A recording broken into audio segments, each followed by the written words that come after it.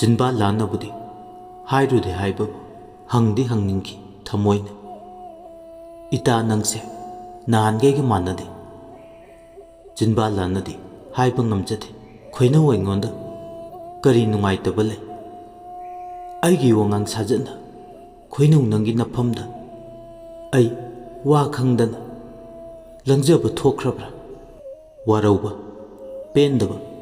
नुंगाइतबना वाइगी खोनपम खुदिंगदा मरक मरक थेंदुना ngangai haiba ma khangi khallubada wakhalnasu lamba phangjade kayamuk yamna kadai phawba itagi mafamda aina kaikhrabage mathanta phumbangne asumna wakhalna phumbangnaduna yangdau lambido satlinge tunghanna onthoktuna yengluba matamda sanaubado mamanaba khoimuga loinana lakminarambado हेक उरुरे लेरिनु मादी इचम चमना येंगलुबने मी लाकपगे तुंगदा मखोल अमा ताई हाइदुना नुमिदांग वाइगी निंगथीजरबा मतम कोक्तागे नुंसिना सिलकबा तुरबुंग लमजावगे नामीबा मखोइनिना कांगोननिना इतिन्ना हैनम लैनम पुंदुना सिलकपने हैनम लैनम मरकता नुरा पाखंगदी मरांग हवे single लैरा अखांग कनबिदो मालेम लैतगी लिखलकबी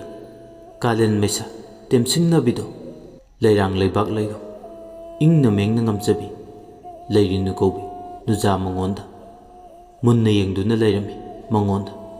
स्वाइ लाव नारुमदगी हुमांग इरिकारे हयाय अमुनबगुम नुजा ओइबिगी खजाय अनिदो ngang nangsilai मिचानबा ngamjade अमुक फत ओंथोए थमना खेंजोंग लगतगी लाइजे इरिकना तन इगना खांगबगो पुकनिंग वाखल थमोइना वाना खांजे लमलानबा माबो लमलानबा नत्ते हाइनिंग लगले मिटकुपसिदा पांगल थोकपदी ngamjada वाना खांजे निंगो थमोइ लायो कालेन मागी नुमिदांग वाइरमसे साबी सानौसिंगी मफमददी थमोइ मय जोंगनफम ओइहल्ले तौरिबा इरांगदुगी सामिन्नो लांगलेन सुफंगले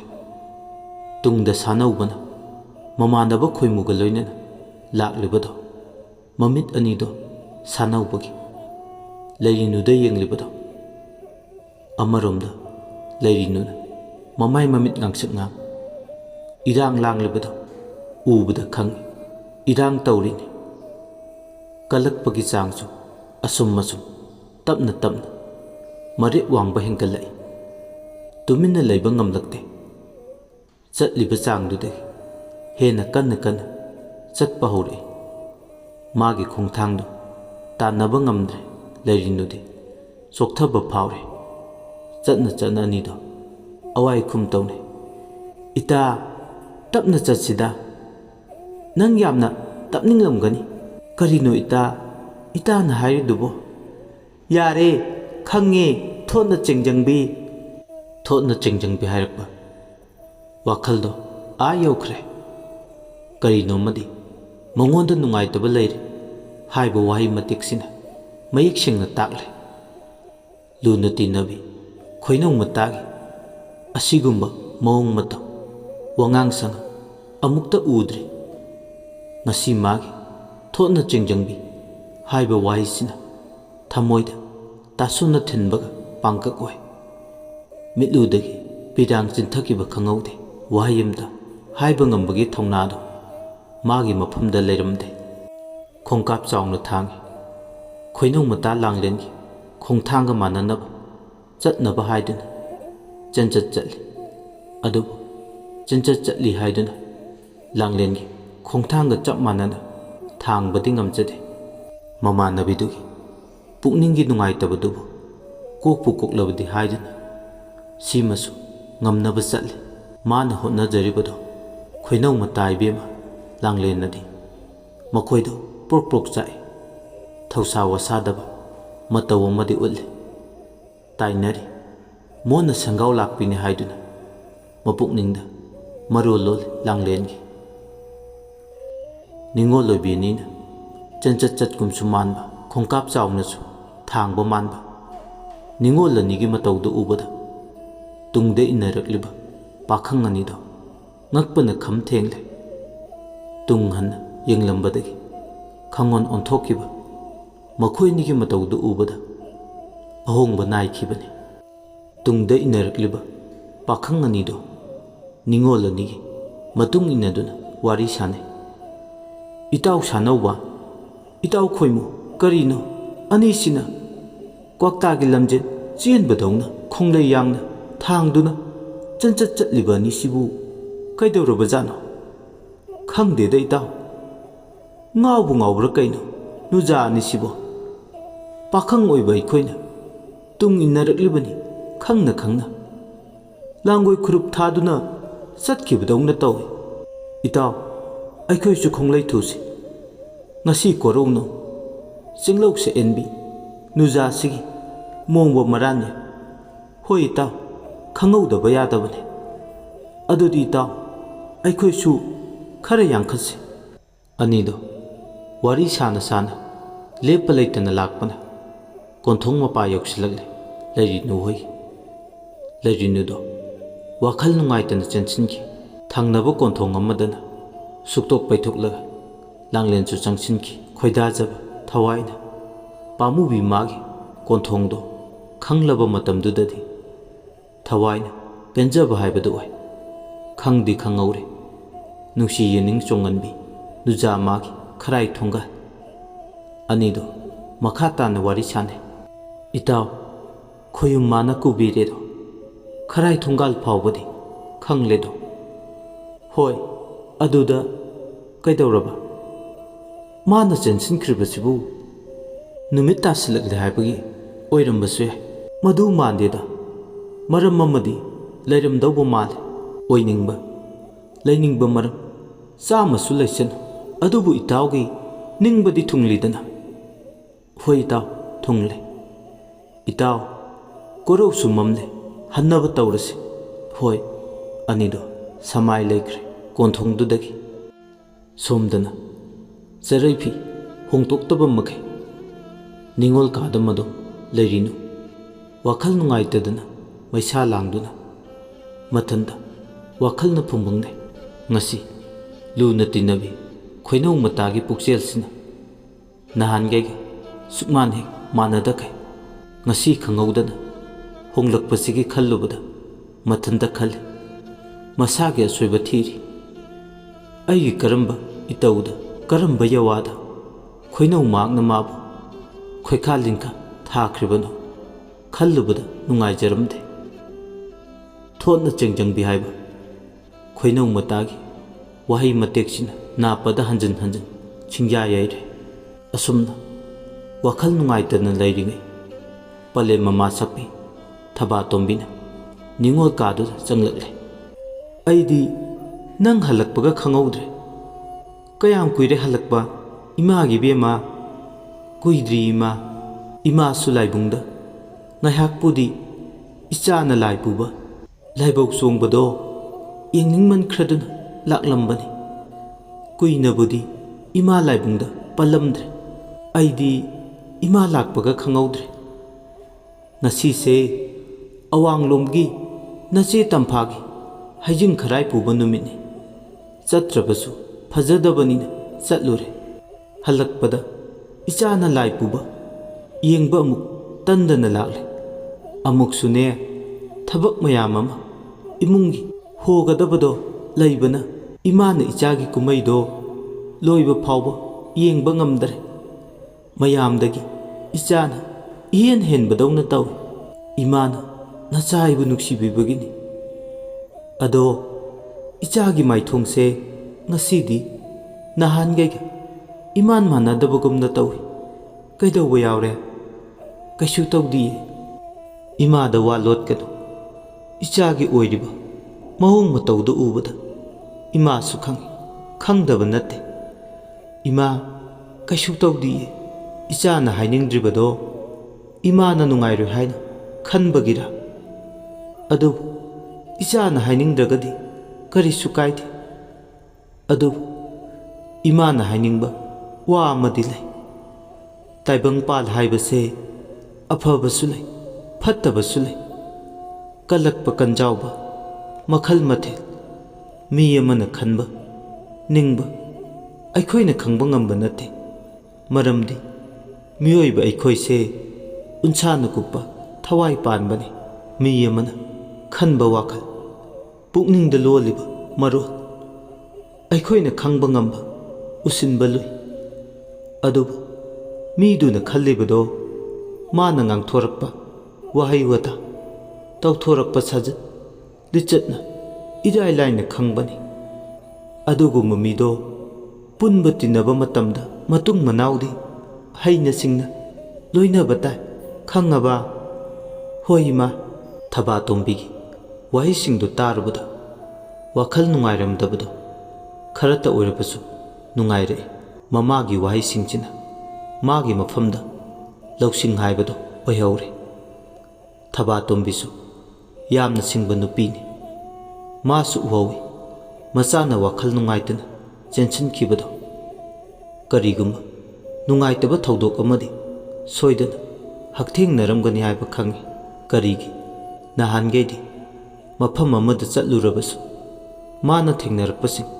ममादा चिथदना हराव हराव पाउ तमजबने अदुबु ngasiदी तुमिन मोंग हादना कादगी हेंदोक्तबसिगी अदुम चिंगनख्रबनी मागी मचासे वखल नुंगाइत्रे हाइबा सोमदना कमदौरे लांगलेंसु मदो असाउबना नुंगपान फाउना असाउ मोइरीना चाकथेक्ले मथंदा वखल सोरेबी मेगु पुरपुक चाकना सोंजे मचिंदा मुरुम मुरुम थिक नेमबना नोंगोदोल थाजा लोइदाम पाखंबबु मखुतना लांबा फंगनबा थौरांग तौजबसु साइ हौरकफम खंगदबी पिदत पादतपी मोइरांग लेबाकसिदा खुमंदगी सैदांगलपी मागुम्बनसु मपु नतना मपु साइ मागुम्बना इबुंग सानौबबु नुंसीलान फावइबदी मतिक नते मागुम्बीदी आदा मालेम लैदा लैखादा अदु मतिक मपा चाइ खंगी चादे खंगले फजबा मतिक चाबा तंबगसु पामली इबुंग सानौबदी कनामतकी ओइबा यारो अइगी ओइगनी हे हे कदाई फावबा अइना ngami हाइबदो हंतकी मतंगसिदा खंगनगेदो सरीसो जिंगु माना खंगसना लांगलेन कौबी नुजाई लैरिंगे लैरिनु नंगी थेंगलौनिंगबा थुंगनी हाइबदी खोमलेन मंगलान चादा फावबा खकमंगलुना ngasiदगी नंगदी अइगी पुंसिगी ख्वाइदगी महु पुबा येकनबा हाइबदो ओइरबनी लुना तिन्नबा सासिनरगा नंगबुदी अइना लैखा तानबा होटनगनी असी हाइरगा मथंता नुए थमोइदा हु पांबी फुमख्रे सगलोन अनि नाइख्रे ngasiदी लुना तिन्नबी खोइनौ मताबा नुपा अमगी वाहौगी येकना मरु हुनख्रे मदुसु महाक मसा मथंता मबुक फजदबदगी खलकपा वाखल दुदगी मरु हुलकपा खोइनौ मतागी मकादा येतलिबी माना लांजदबी अमगु मीगी पुंसिदा खुद थिंगजल्लगा माना चुम्बा सारे खुदिंगमक्सिदा ममित्ता हंजिन हंजिन उरी ngасai लाइबुंगदा मिटके मिचानखिबा मिटकुपसिंग अदो मंगोंदा सानौबना येंगलंबो ओइरमलबदी कयागी मति पेंजरमगनी मथंता तक्सी सोंजे खल्लुरग अमुकसु मसादा हेना असाउब लोई तंजासिदम मचिंद सोले मदुगी लमजा सरादुना थोहनबनी पिदत पादतपी सैदांगलकपीदुना मथंगी नुमिने नोंगालकबदा खोइमु पाइरकले याहौ ngनबो खोइमु लाबदो लैकोलगी लैरांग सातपम खंगलबनी लैरांग खुंगुल लिरकले मताव खोइमुग लोइनना सानौबा अयुक angनबदुदा मेलै लांगलरे नुंसीबना फाथब ngamdraduna नुंसीबी मागी पामुबी मागी खराय थोंगालदा लमदल्लरे अयुक angनबदुदा वांगमगी इकोन पुखरी मपालदुदा अनिदो फमदुना ले अमुमुक्सो अनिदो वारी सादे ngनमंद्रा याहू ngनबा हाइबसे हिरम खुदिंगदा अफबो है मीगी लेकाई इकोन पुखरी सिदबु हेनमंद्रा ngनताना लमदल दिसिबो पुमनमक्से नुंगसी मसुम लांगिनी मीगी लेकाई इकोन ओइरगा कैदौरगे ngमदी ngमी बो नंग ngमा ngमद्रदि मीना हानख्रदि होइने मदुसु खंदा यादबा नत्ते नत्रा अचुम्बनी अचुम्बा अदो इताव मदुबु इकोन पुखरीसिदा इसिंग सोकबा थोलकदरा थोलकनी सोइदना कदाई फावबा थाजे थाजबगी वादी यामना थाजे अयुक अंगनबदा सनु निंगोल सिंगसु मुमनु नुजावी बिसिंगसु लाइजे इसिंग सोकपा चने अदुना इताउना खोइदा जरिबा नुजावी बि मासु इकोन पुखरीसिदा इसिंग सोकपा थोलकनी असि नत्रा मदुमक हाइबे इताउ लौसिंग लैख्रेदा इताउदि ओ लौसिंगना हुरानबा फाइ समुसु फाइ हाइनरिदुदि होइने असुमना हाइबगा तौबो माना खंजरिबसिंग अदो ताइबंगदा अचुम्बु ओइरे सानौबा अयुक अदुदा सफु मये लाइजे इसिंग थोकपा खराइ थोंगानदुदा थोरकले लैरिनु कौबिदो मोंग हाजदबि इचम चमजबि फजबिदो मिथफंग होंबो ngमदबि अयुकी मालंगदा समलांगदुना उचान मनागु लेंग चटपदु उरगा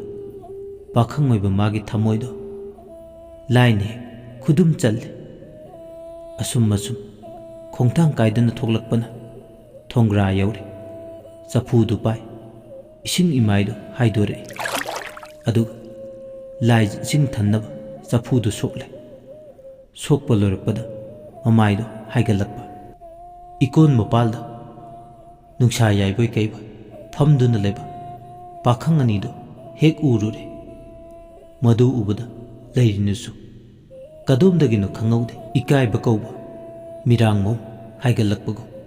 हाइगतपा होरकले मिसनानीना येनिंग थागो थमोइदा अहोंगबो पुरकलिबा पाखंग माबु मुन्ना यंगजे तनिक लबी महाकनी नुंसीबना मसा पुंबा तपना तपना लामैगुमना संतोकपा होरकलबदा थोंग्रादुदा चफुदु पाइ मसी लेंगदना लैख्रे नुजाओइबि मागदे पाखंग मागे मित्येंगना खोंगदा योलिंग थांगले इकाइबना मिचाने नुंसीबना मपुमने थमोइसिना खुरौओइ वाखलसिना लामसिल्लुरे इकोन मपालदुदा लेप्तुना लैरिबा तंबो ओइबा मफमदा हाइनिंगबा वाइ लिसिंगना फियोम सारे असुमना नुरा पाखंग अनिदो माइ माइ ओनसिनदुना लैरिगे लांगलेनसु इसिंग सोके हाइदुना इकोनदुदा लाकबा नुरा पाखंग अनिना तौरिबा मतौदो हेक थेंगनरुरे मदु हेक उरुबदे ngaraंगे असावबदो हौजिकना हेना मदुगी मैसा लिसिंग लोकपा हेंगलकले लैराइ मपालदुदा लेप असावबदो फाथबा ngमद्रबोय थोंग्रादुदा लेप्तुना तुमिन उतुबिगुम लैरिबि लैरिनु येंग लाउराइ लैरिनु इताइ बेमा थोंग्रादुदा कैदौरिगे लाइज इसिंगदो इवानबा लोइरबदि लैराइसिदा काखतपिरओ